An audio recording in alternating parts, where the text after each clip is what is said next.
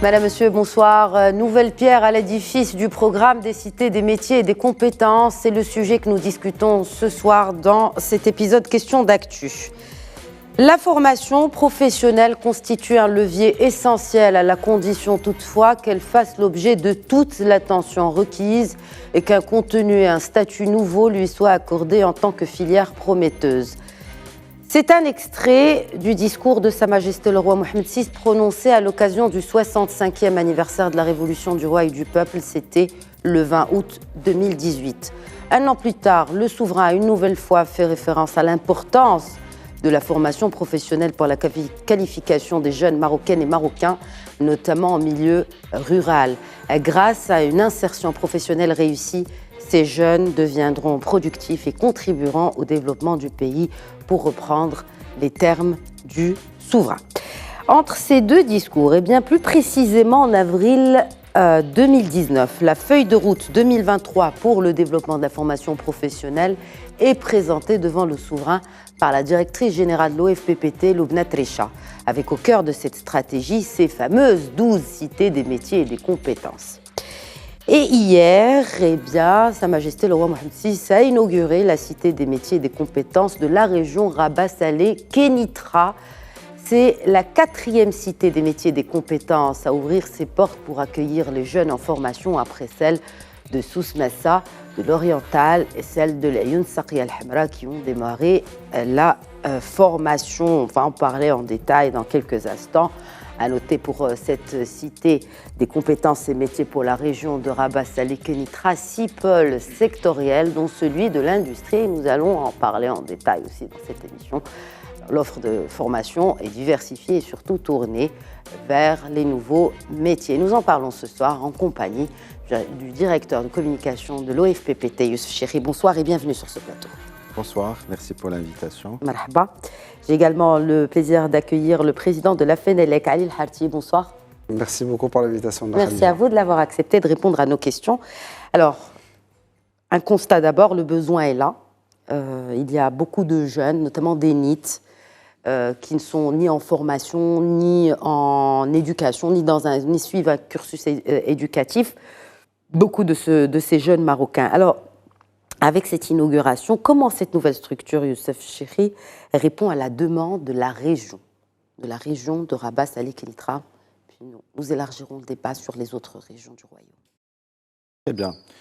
Donc, permettez-moi d'abord de revenir un peu sur la dynamique qui a été amorcée par Sa Majesté le Roi en 2018, comme vous venez de le dire, en appelant à une refonte de l'offre de formation professionnelle pour qu'il s'adapte à la réalité économique et à la réalité de l'entreprise, en appelant également à la mise en place d'un système d'orientation précoce pour aider justement les jeunes à mieux s'orienter.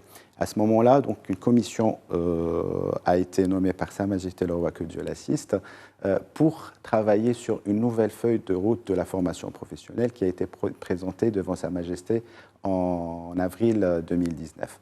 Donc, cette feuille de route a pour épine dorsale le programme des cités des métiers et de compétences. Donc, en plus de la modernisation des espaces pédagogiques et la refonte de l'offre de formation, un nouveau modèle pédagogique, un système d'orientation précoce pour aider les jeunes à faire les meilleurs choix. Et depuis, nous avons démarré le travail pour mettre en place ce programme des cités des métiers et de compétences, qui sont des établissements nouvelle génération et qui vont constituer une locomotive qui va attirer vers le haut l'ensemble du dispositif de formation professionnelle. L'objectif n'est pas d'avoir un système de formation professionnelle ou un dispositif de formation professionnelle à 2 vitesses, mais créons d'abord la locomotive qui va tirer le tout vers le haut. D'ailleurs, tout ce que nous développons dans le cadre des cités des métiers et de compétences, il bénéficie à l'ensemble du dispositif de formation professionnelle, que ce soit l'offre de formation, l'ingénierie, le nouveau modèle pédagogique, les outils qu'on est en train de développer, tout profite à tout le dispositif sur tout le royaume. À aujourd'hui, hier c'était le lancement de la 4e cité, Donc, nous avons démarré celle de Rabat, celle de Tanger, de Souss-Messa. Celle de Souss-Messa, de Laayoune et de Nador. Et donc, hier, c'était la quatrième qui a vu le jour. Donc, ces cités de métiers de compétences ont été pensées pour s'intégrer dans l'écosystème régional et pour répondre d'une manière précise aux besoins des acteurs régionaux. D'accord.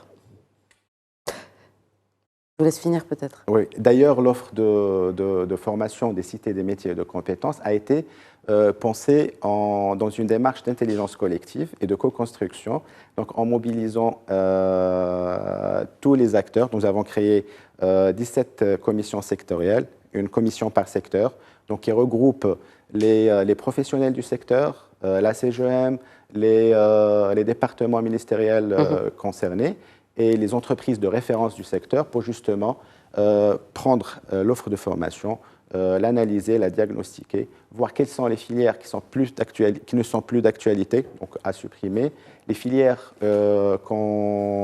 sur lesquelles on ne forme pas et qui n'existent pas, des filières à créer, donc on a créé des nouvelles filières, et aussi des filières dont, c'est-à-dire on a toujours besoin, mais qui ont nécessité une structuration pour s'adapter à la nouvelle et aux évolutions des métiers et des entreprises. Donc cette offre de formation a été et sera déployée selon un nouveau modèle pédagogique, donc un modèle pédagogique qui met le stagiaire au cœur de l'opération de formation, qui prennent l'apprentissage par la pratique, le learning by doing. Plus de 60% des formations ou des apprentissages sont pratiques, notamment à travers le recours à des plateformes d'application. Donc chaque pôle métier est doté d'une plateforme d'application. Les pôles industriels sont dotés d'usines pédagogiques, le pôle tourisme d'hôtels pédagogiques, et ce sont des plateformes grandeur nature, à taille réelle, qui ressemblent vraiment à la réalité de l'entreprise, une ferme pédagogique pour la partie agriculture, et ainsi de suite.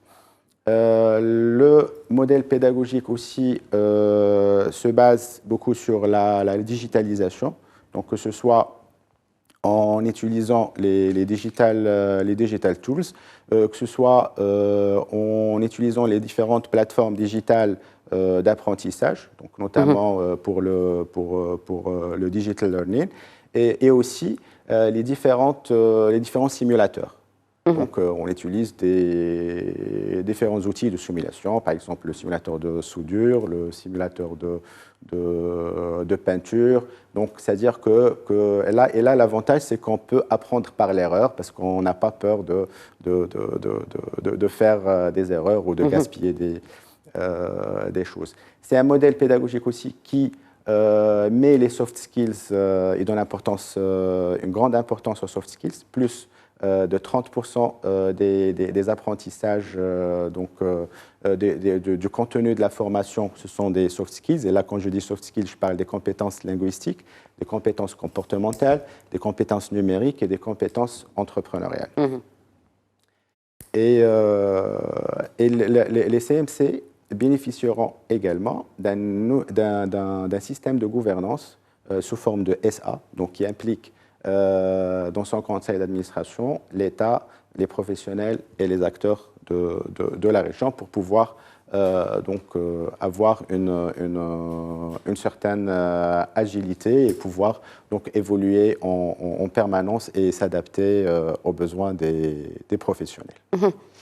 Alors, je voudrais vous interpeller sur deux choses. Donc, moi, je parlais justement parce que le besoin est là. Un jeune sur 4, un jeune marocaine sur 4 entre 15 et 24 ans ne travaille pas, n'est pas à l'école et ne suit aucune formation professionnelle. Donc, il y a effectivement ce besoin. Pour qui sont destinées ces cités de compétences et métiers, et combien, pour le cas de celle de la région de Rabat-Salé, Kénitra, combien de bénéficiaires vont commencer déjà là maintenant avec cette inauguration royale? Eh bien, donc la cité de de Temsna. Elle va accueillir, elle offre plus de 3500 places pédagogiques, plus 2 antennes qui vont être rattachées à cette cité, donc qui vont apporter dès l'année prochaine une capacité d'accueil additionnelle de 1000. Donc un total de plus de 4500 places pédagogiques. Alors concernant la population cible, donc, on forme sur 3 niveaux de formation. Donc, la qualification, donc un niveau accessible pour le niveau 9e année, ceux qui ont décroché au niveau de 9e année, le niveau technicien, donc à partir du niveau bac, et le niveau technicien spécialisé pour les gens qui ont le bac, pour les bacheliers. Ça, c'est pour la formation diplômante. Nous offrons également de la formation qualifiante, donc qui est une formation de courte durée. Ces formations de courte durée, donc, ils peuvent aller de 3 à 9 mois. Et récemment, et la nouveauté cette année, c'est qu'on a créé des formations qualifiantes de très courte durée. C'est justement pour permettre à des personnes qui ont besoin de mettre à niveau ou de faire évoluer leurs compétences leur niveau sur une compétence donnée. Donc, ils peuvent le faire, mais d'une manière rapide,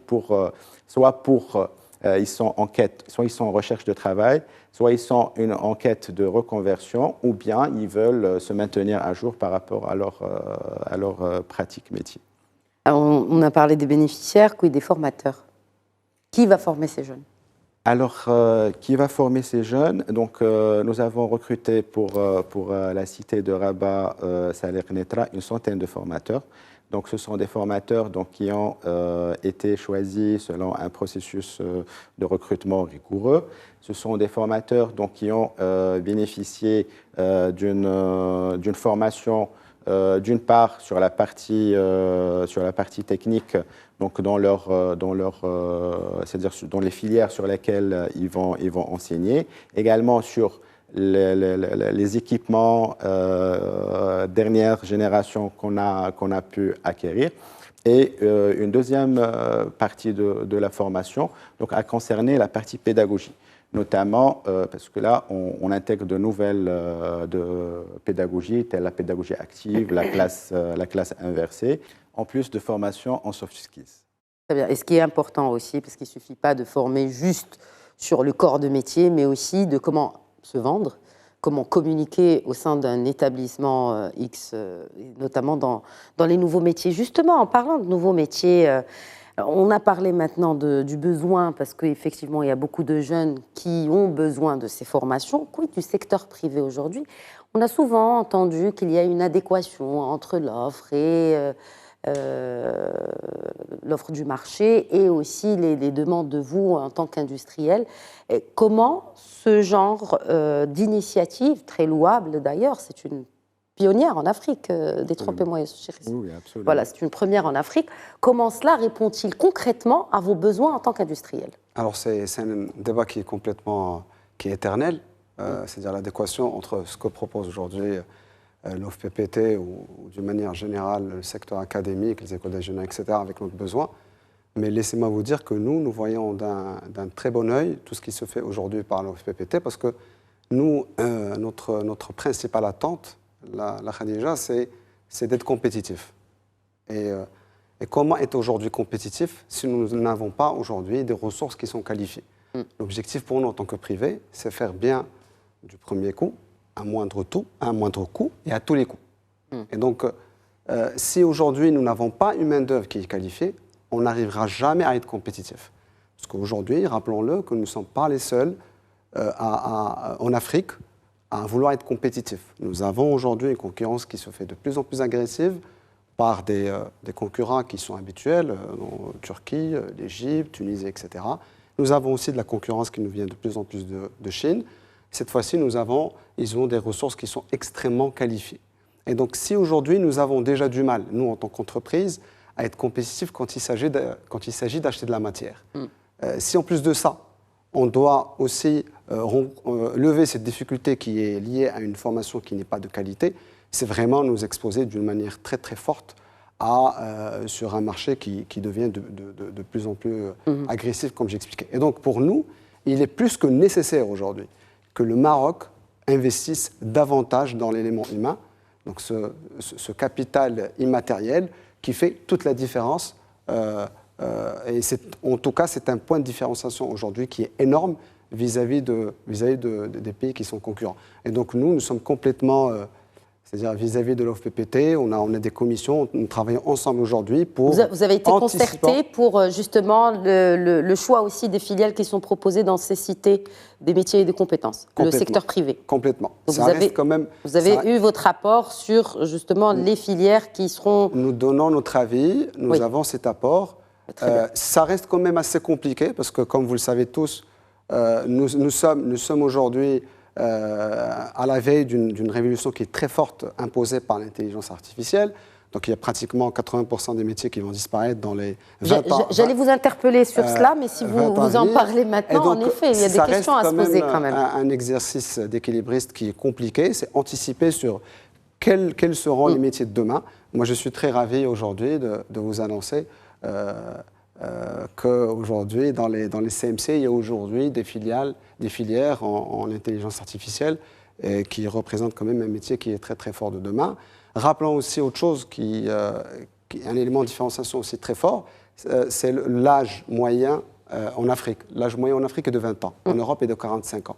Donc les développeurs de demain en intelligence artificielle seront forcément des Africains. Et donc maintenant, est-ce que ces Africains vont développer de l'Afrique pour l'Afrique, ou ils vont développer des logiciels ou de l'intelligence artificielle pour l'Afrique, mais à partir de plateformes européennes ou asiatico-américaines? Donc tout l'enjeu pour nous, en tant que privé, c'est d'avoir un écosystème qui ferait que ce travail, cette valeur ajoutée, soit vraiment créé à partir du Maroc. Alors juste pour rappeler les pôles, parce que vous avez parlé de ce pôle digital et intelligence artificielle, il y a celui de l'industrie aussi. Donc les différents secteurs, ou en tout cas les différentes filières qui sont reliées à ce pôle. Il y a celui de la mini-chaîne de fabrication de bornes de recharge pour les véhicules électriques. Cela vous concerne? Complètement.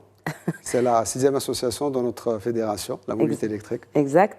Et un pôle tourisme et hôtellerie. Et on connaît aujourd'hui l'importance qui est dédiée à ce secteur névralgique. Youssef Chekhi, moi je voudrais parce que vous parlez tout à l'heure de ces structures de CMC avec ce comité, enfin, qui seront gérées comme une SA. Quelle est la responsabilité du secteur privé pour donner son apport aussi à la formation de ces jeunes Marocaines et Marocains? Alors justement, l'apport du secteur privé, donc il a commencé depuis la conception de l'offre de formation. Donc ils ont été là dans les commissions sectorielles. Ils ont validé les équipements aujourd'hui. Donc ils sont présents dans les différentes CMC. Et ils ont été partie prenante dans la sélection des stagiaires, donc, qui ont intégré les différents CMC. Donc ils ont assisté aux entretiens d'admission des stagiaires. Et ils seront aussi impliqués dans le déroulement de la formation. Donc, notamment en concertation permanente avec eux. Après, il y a la partie stage et pratique en entreprise, sur laquelle les entreprises auront un apport extraordinaire. Par exemple, les stagiaires peuvent faire un stage dans un hôtel lambda, Absolument. par exemple, pour le tourisme. Je ne parle pas de l'industrie. Absolument. Alors, parlons du tourisme, et on peut élargir aussi aux aides secteurs. Oui. Donc, pour chaque pôle, on a créé une plateforme d'application. Par exemple, pour le tourisme, nous avons un hôtel, si on prend l'exemple de la CMC de Rabat, un hôtel du niveau 4 étoiles, donc, mais à grandeur réelle, où les stagiaires peuvent exercer. Donc déjà, ils sont en stage dans la CMC. Vous avez parlé de la mini-chaîne de production des chargeurs de voitures électriques. Alors c'est une mini-usine, mais à taille réelle, où les stagiaires exercent chaque jour. La ferme pédagogique également. Pour l'agriculture, une crèche pédagogique. Et donc l'idée, c'est qu'on a essayé au maximum d'offrir une expérience d'apprentissage immersif où c'est le learning by doing qui prenne. La majorité des apprentissages se font à distance, mais nous avons toujours besoin que les stagiaires partent en entreprise pour qu'ils apprennent à connaître ce milieu institutionnel qui est l'entreprise, comment ça fonctionne en entreprise et tout. Je rajouterai que, par exemple, dans le cas d'une usine pédagogique, donc c'est vrai qu'on parle plus de la partie, c'est-à-dire équipement, le processus industriel, mais dans le cas c'est-à-dire d'apprentissage, donc on essaie de favoriser, d'encourager des apprentissages multidisciplinaires. Ça veut dire que des stagiaires de différentes filières, des stagiaires du marketing, du marketing commercial, le commerce aux gestion, des stagiaires de la maintenance, des stagiaires de la finance. Et donc, les différents stagiaires de différentes filières pourront donc travailler dans cette usine et pour de la phase conception, production et aussi commercialisation, marketing, etc. Et donc l'idée, c'est un peu ça, de favoriser donc, cet échange et ce travail entre les différentes disciplines. Alors, est-ce qu'il y a des secteurs qui ont été vraiment préétablis pour chaque région, afin de répondre aux besoins de chaque région ? Absolument. Lesquels, par exemple, pour la région de Rabat-Salé? Pour la région de Rabat-Salé, donc, nous avons 6 pôles, à savoir le tourisme, le digital et l'intelligence artificielle, les services à la personne, l'agriculture, le commerce et gestion et l'industrie. Donc 6 pôles. Donc, et pour chaque région, c'est les secteurs qui s'adaptent aux besoins de la région en termes de compétences. Et puis, on a essayé, donc il y a les secteurs donc qui ont été décidés initialement dans le cadre de la feuille de route, mais à la demande de certaines régions, on a dû rajouter certains secteurs. Vous avez parlé de la feuille de route. J'aimerais bien qu'on fasse le point sur cette feuille de route présentée devant le souverain en 2019 par Madame la directrice générale de l'OFPPT, Madame Loubna Trécha. Alors, la feuille de route pour la formation professionnelle, donc, comme je disais tout à l'heure, donc l'épine dorsale, c'est les cités des métiers de compétences, mais elle a prévu d'autres projets, notamment la refonte de l'offre de formation. Et donc, c'est une offre de formation que nous avons co-construit avec les professionnels. C'est une offre de formation qui, aujourd'hui, en plus des CMC, elle est déployée à pratiquement 35% du dispositif actuel. À partir de cette année, on a commencé à la déployer à 35% du dispositif actuel. Cette offre de formation bénéficiera ou bénéficie déjà à pratiquement 45% des jeunes qui sont dans nos dispositifs. Le modèle pédagogique aussi donc, est déployé, à travers lequel on déploie cette nouvelle offre. Il bénéficie à l'ensemble de dispositifs de l'OFPPT. Donc, en parallèle à ça, nous avons mis en place un nouveau système d'orientation professionnelle. Donc, pour permettre aux jeunes, c'est-à-dire avant la formation, avant de devenir stagiaire, donc on les accompagne, que ce soit en termes d'information et de communication, que ce soit donc à travers un nouveau système MyWay, qui est un système d'orientation digital qu'on a mis à la disposition des jeunes.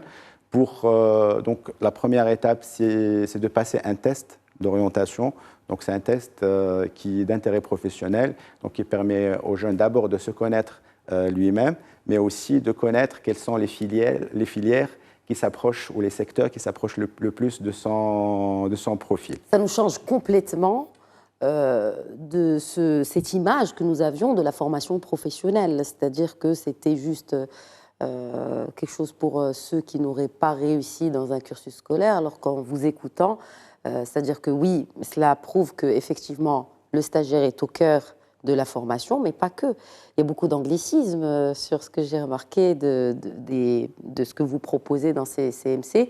Est-ce que c'est aussi, ça fait partie aussi de ce changement de mindset et vis-à-vis de ces métiers, ou en tout cas de ces lauréats de ces instituts de formation de relevant de l'OFPPT, mais aussi du mindset un peu anglo-saxon? Absolument. Déjà, la vision de Sa Majesté le Roi, que Dieu l'assiste, a donné ses instructions pour qu'on travaille sur le changement de l'image de la formation professionnelle. Donc pour en faire pas une voie de seconde chance, mais plutôt une voie de réussite et d'excellence. Donc c'est dans ce sens que cette orientation précoce aidera les jeunes à faire le meilleur choix. Donc, il ne faut pas que ça soit... ils ne doivent pas subir la formation professionnelle, mais il faut que ce soit un choix réfléchi et une décision réfléchie d'aller vers la formation professionnelle. Et donc, dès qu'ils sont là, donc ils passent leurs tests. Donc, il y a des conseillers en orientation à travers les centres d'orientation qui sont présents aujourd'hui, que ce soit au niveau des CMC et qu'on a commencé aussi à ouvrir au niveau des différents établissements de l'OFPPT, à ce qu'ils bénéficient des conseils et d'accompagnement de conseillers en orientation pour qu'ils fassent le meilleur choix, le choix qui correspond à leur profil, qui correspond à leurs attentes, et qui correspond aussi à ce qu'ils veulent faire par la suite. Parce que, à défaut de choix réfléchis, parfois on se retrouve dans une formation sans connaître forcément ses aboutissements et ses débouchés. Le système d'orientation ne s'arrête pas à cette phase, c'est-à-dire avant de devenir lauréat ou là, avant l'admission, mais elle va au-delà, c'est-à-dire même pendant la formation, pendant les 2 ans de formation. Donc le stagiaire est accompagné pour développer un projet personnel, donc en créant son projet de formation d'abord et son projet de carrière. Donc quel choix il va faire de sa carrière. Est-ce qu'il veut, à l'issue de la formation, continuer ses études? Est-ce qu'il veut aller vers le salariat ou vers l'entrepreneuriat? Et puis on l'accompagne dans tous ces aspects. Et même après avoir eu son diplôme, on continue à l'accompagner pour son insertion. Pour avoir un job, en fait. Absolument. Est-ce qu'il est sûr d'avoir un job, justement? Vous représentez les industriels. C'est plus que certain qu'il a un job. Aujourd'hui, nous avons il y a un besoin qui est énorme, qui n'est pas du tout satisfait. Disons-le, le secteur de l'électricité, que je peux... Oui, parce que vous êtes à la tête de la fédération. Absolument. Connaît une croissance qui est très forte parce que l'électricité est complètement transverse par rapport à l'ensemble de l'économie marocaine, que ce soit l'industrie, que ce soit l'énergie, que ce soit le tertiaire ou le domestique.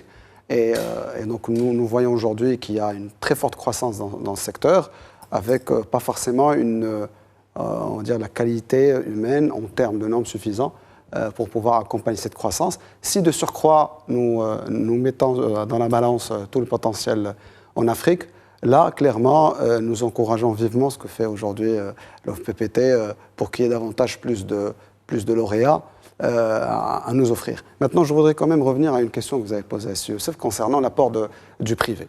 Nous pensons que le principal...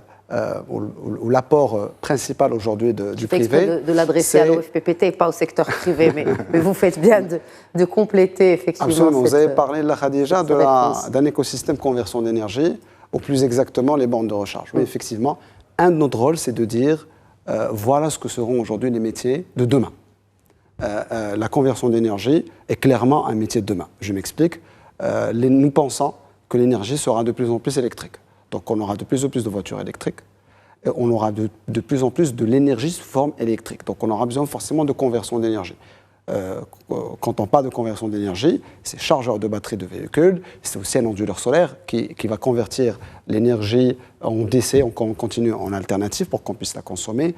C'est aussi alimenter les électrolyseurs pour produire de l'hydrogène vert, etc. Et donc il est de notre devoir aujourd'hui d'anticiper avec l'OFPPT, mais avec aussi les autres partenaires, pour dire voilà ce que seront les métiers de demain. Donc une. De deux, très important pour nous, c'est de mettre sur la table à l'OFPPT des besoins aujourd'hui qui ne sont pas du tout satisfaits. Nous sommes en train de parler d'une très forte croissance en Afrique. Un tiers aujourd'hui de notre chiffre d'affaires dans le secteur électrique part en Afrique. Oh. La moitié des Africains aujourd'hui n'ont pas accès à l'électricité. Donc il y a un boom très fort, il y a une demande qui est très très forte. Les entreprises marocaines sont complètement, on va dire, on est au starting block, on est très bien positionné. D'ailleurs, par l'occasion La FENELEC préside aujourd'hui la CAFELEC, qui est la Confédération africaine d'électricité, qui regroupe 12 fédérations sectorielles électriques. Et donc, il y a un potentiel énorme en Afrique. On parle de combien de chiffre d'affaires à l'export vers l'Afrique, justement? 70 milliards. Pour qu'on ait une idée un peu sur 70 milliards sur de chiffre d'affaires. 70 milliards. Non, 70 milliards pour l'ensemble du chiffre d'affaires du secteur. Ces chiffres, nous sommes en train de les valider parce que nous avons lancé 3 études dans ce sens pour vraiment avoir des chiffres qui sont robustes. Un tiers est à l'export. Et donc, aujourd'hui, il y a une très forte demande de la part de nos homologues africains pour que le Maroc partage aussi son savoir-faire. Que ce soit dans le programme, l'expérience du programme d'électrification rurale générale qui a été lancé par l'ONE, mais pas que, aussi dans les mines, avec aujourd'hui, nous avons un champion national qui s'appelle l'OCP, et qui a fait grandir un écosystème qui devient très compétitif, qui est demandé aujourd'hui en Afrique. Maintenant, ce qui nous manque, clairement, c'est que nous n'avons pas assez de lauréats qui sont formés pour l'Afrique. Nous n'avons pas assez de lauréats aujourd'hui qui passent leur stage en Afrique. Nous n'avons pas assez de lauréats qui font des études d'échange en Afrique. Et ça, quand même, c'est extrêmement important.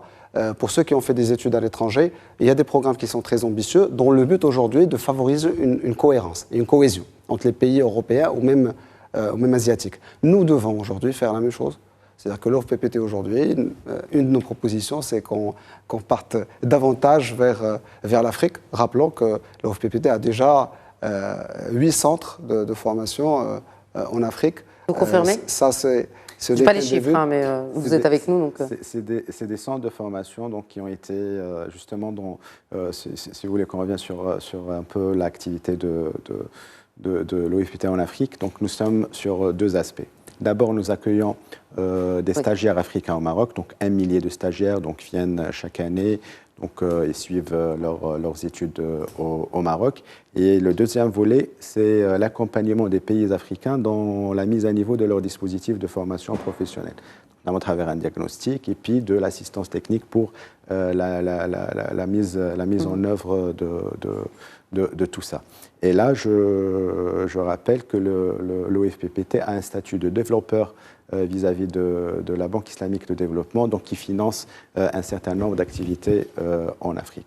Justement, pour les centres de formation, nous avons accompagné à la création de 8 centres de formation, donc, qui sont déployés, qui ont été construits en Afrique. Ceci à travers des financements de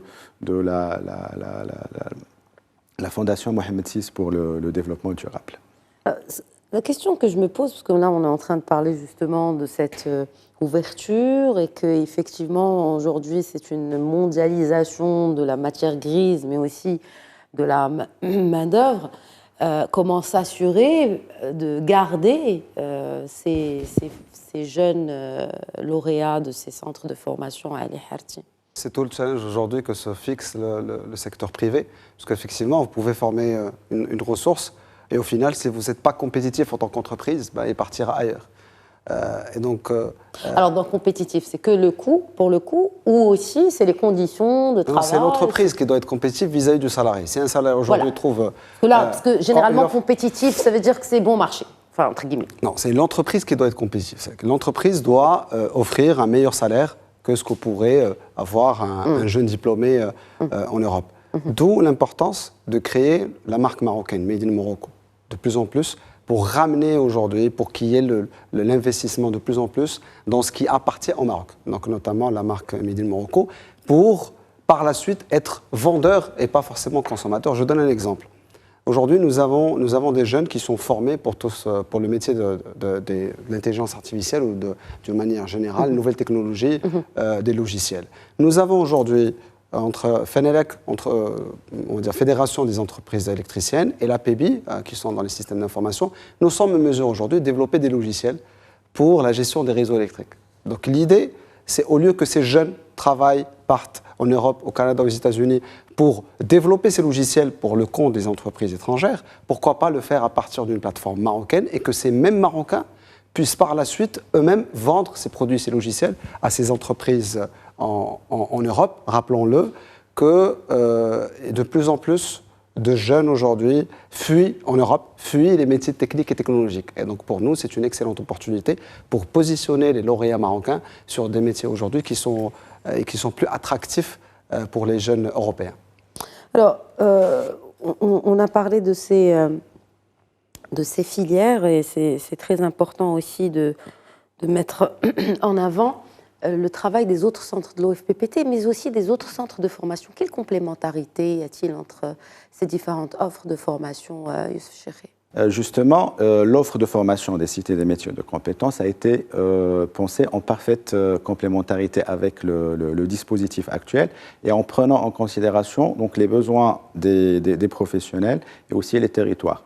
Donc je dois rajouter, par rapport à ce que je disais tout à l'heure, c'est que cette offre qui a été co-construite avec les professionnels a été aussi concertée avec les acteurs régionaux pour justement donc, s'assurer de répondre d'une manière la plus précise possible aux besoins des territoires en matière de formation professionnelle. En parlant de territoire, sur les autres régions, donc c'est la 4e cité des métiers et des compétences qui a été inaugurée donc hier par Sa Majesté le Roi Mohamed VI.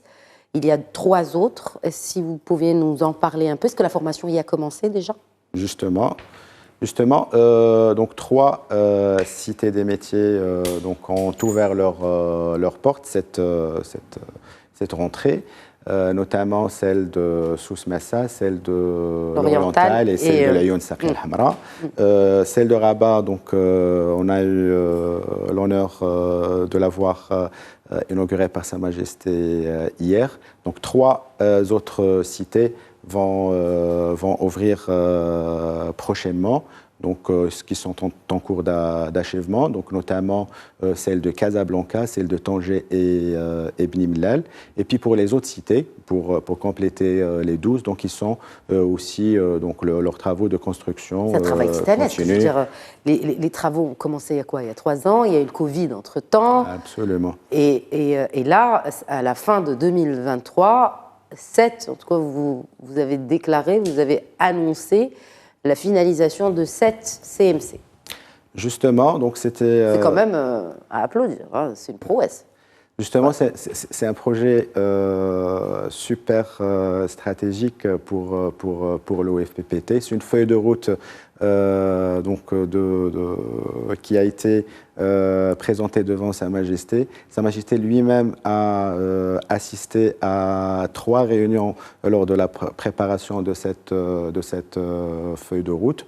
Et c'est le fruit d'un engagement inégalé de l'ensemble des personnels de l'OFPPT, mais aussi de l'ensemble des partenaires qui nous ont accompagnés, qui nous ont soutenus. Pour donner l'exemple de la cité de Rabat, donc elle a été c'est-à-dire construite, équipée en un temps record qui est de 22 mois. En sachant les différents Il y a eu le Covid entre ces 22 mois, dans ces 22 mois, inclus la période Absolument. Covid. Donc c'est un projet très important et très stratégique pour nous, sur lequel donc, nous avons épargné aucun effort pour faire sortir ces cités des métiers dans les meilleurs délais et bien sûr en parallèle avec les différents autres projets de la feuille de route de la formation professionnelle.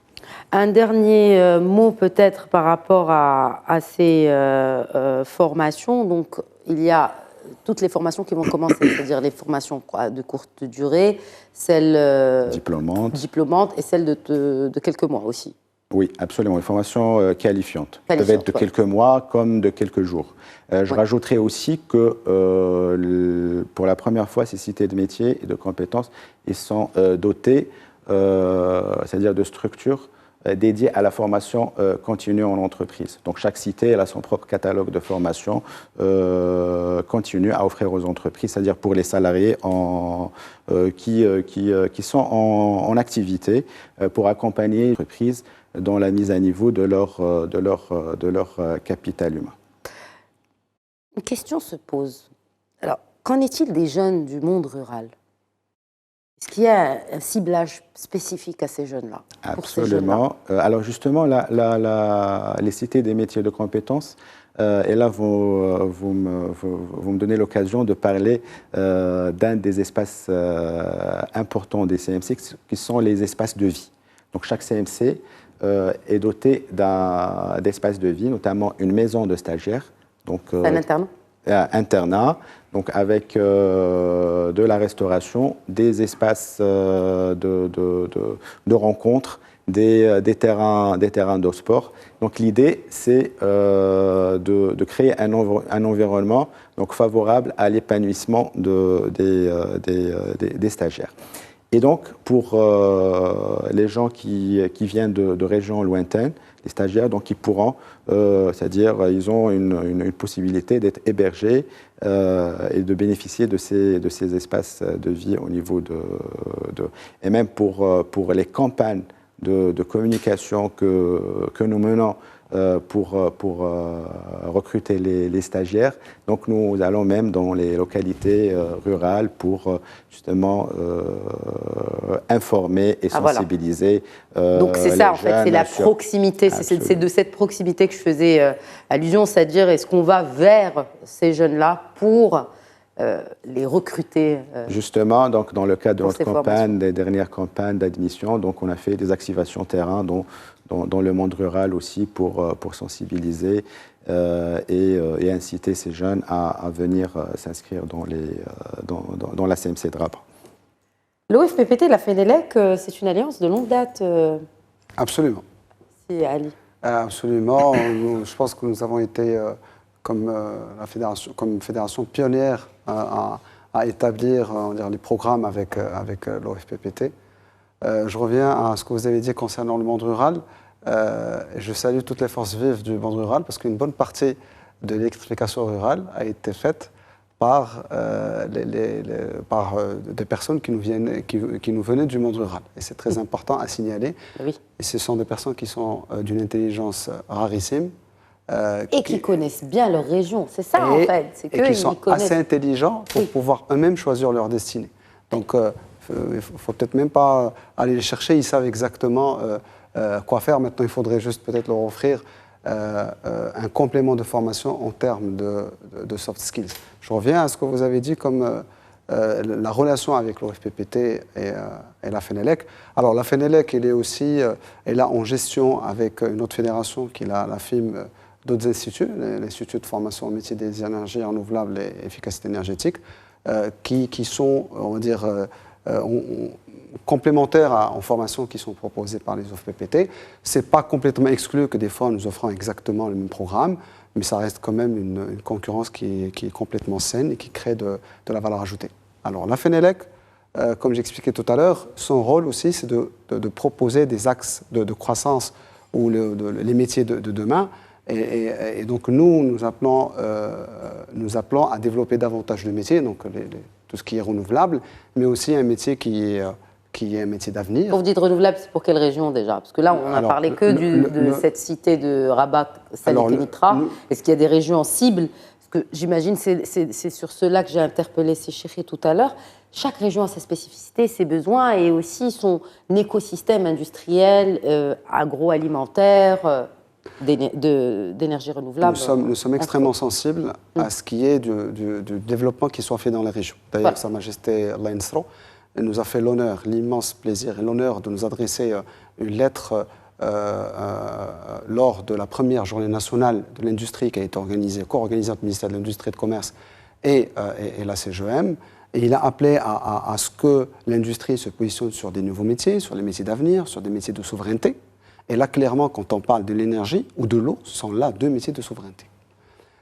Pourquoi je dis que nous sommes sensibles? Parce qu'il y a certains métiers aujourd'hui que nous pouvons très bien développer dans des régions qui sont dites moins attractives que des régions comme les régions classiques, comme Casarabat ou Casa, exactement, exactement. Et donc, les métiers des énergies renouvelables, notamment dans tout ce qui est conversion d'énergie, on est sur des métiers à très forte valeur ajoutée et qui peuvent très bien être délocalisés dans des régions du sud, des régions Il y a de des, l'Est, alors, etc. Est-ce que c'est la poule ou l'œuf qui vient en premier? Est-ce qu'il faut développer ces filières d'abord et ensuite développer l'écosystème qui va avec, ou c'est l'écosystème qui ramène ces filières, comme ce fut le cas pour l'automobile ou l'aéronautique?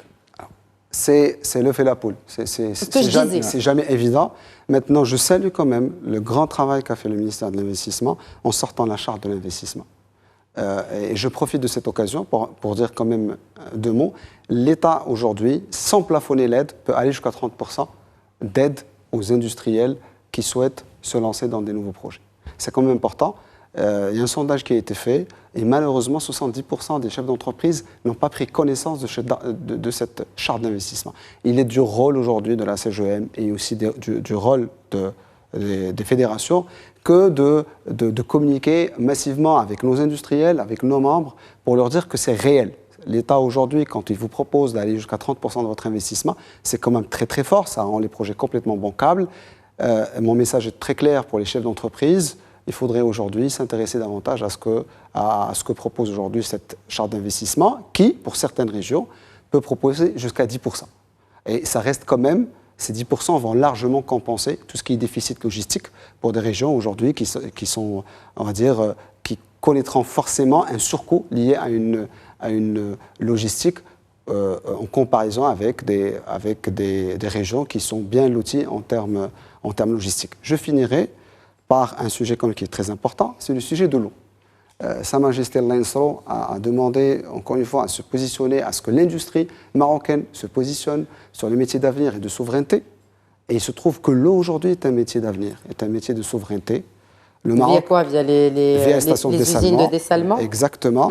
Donc il y a un programme qui est très ambitieux. On est en train de parler de 500 millions à 1 milliard de mètres cubes de capacité à mettre en place. Les industriels marocains sont prêts aujourd'hui à équiper ce genre d'installation? Ils sont demandeurs aujourd'hui. Ils sont demandeurs à faire partie de cette vague d'investissement. Très bien. Combien même aujourd'hui, nous n'avons pas les capacités, nous n'avons pas les références, mais l'idée aujourd'hui, c'est qu'on ait une capacité qui soit réservée aux entreprises marocaines pour faire leurs preuves, arriver aujourd'hui à développer ce savoir-faire au Maroc. Il y a déjà une entreprise marocaine qui a participé à la construction de celle de Chouka Itbara.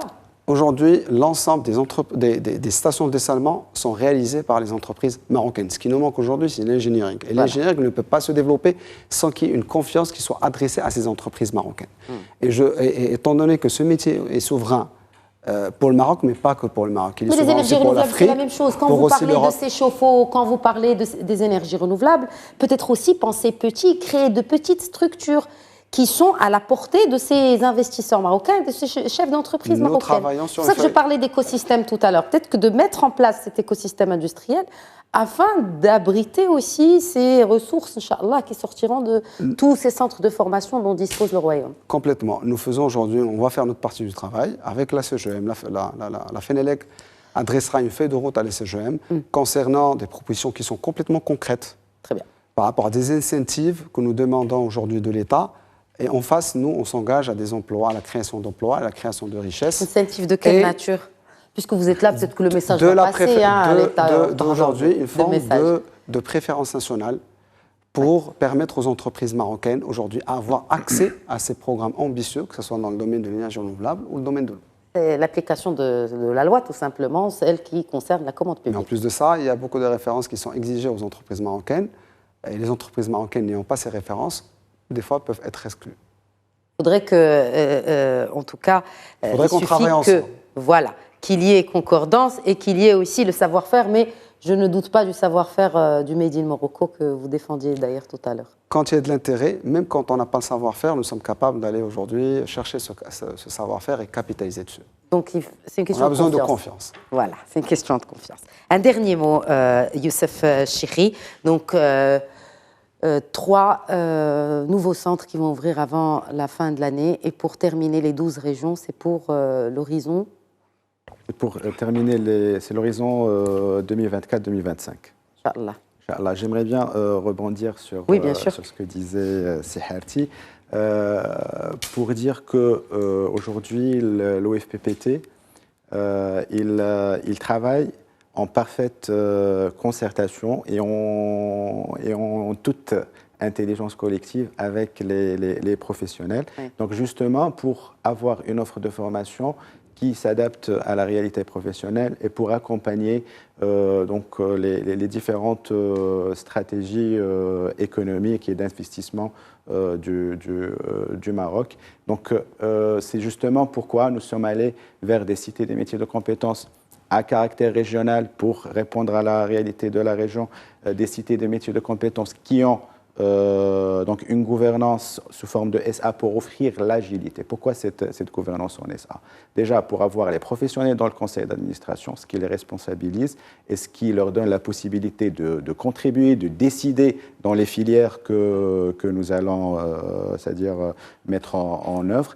Et également, ce statut de SA nous permet d'avoir plus de facilité pour s'adapter à ce marché de travail en perpétuelle évolution. Mais vous assurez quand même que même après la fin du cursus, vraiment pour terminer, parce que le temps de l'émission est écoulé, vous assurez quand même à ces jeunes qu'ils vont effectivement décrocher un job parce qu'il y a cette contribution du secteur privé. On ne peut pas dire assurer, c'est-à-dire aux jeunes qu'ils vont, parce qu'à 100%, parce que c'est pas une équation évidente. Mais nous donnons à ces jeunes donc, une formation de qualité, donc une formation qui correspond aux besoins du marché de l'emploi. Nous leur offrons des soft skills, donc qui leur permettent d'avoir des compétences et d'évoluer, de s'intégrer facilement dans le monde du travail, de créer leur entreprise ou d'évoluer et de suivre les évolutions du marché de l'emploi. Maintenant, la création de l'emploi, ce n'est pas l'organisme de formation qui crée l'emploi, mais c'est l'économie, c'est le marché du travail. Et c'est important que vous souligniez le volet entrepreneuriat, parce que pas tout le monde va finir en entreprise. On peut être stagiaire et lauréat d'un centre de l'OFPPT et créer justement de la valeur et créer son entreprise. Et justement, c'est dans ce sens qu'on a créé le programme d'innovation entrepreneuriale qu'on a développé avec l'UM6P et qui permet aujourd'hui aux stagiaires, dès qu'ils arrivent à l'OFPPT, dès leur première année, donc à ce qu'ils rentrent dans ce programme d'innovation entrepreneuriale, donc une phase d'acculturation, sensibilisation, dès les premiers jours, les premières semaines, les premiers mois, c'est-à-dire à l'OFPPT, donc ils commencent à envisager une autre possibilité de carrière, mis à part le salariat. Et puis, ce programme permet aussi d'approfondir un peu les outils et comment développer leurs projets et développer leur business plan. Il va jusqu'à, c'est-à-dire à la fin, donc on arrive jusqu'au studio d'expérimentation des projets.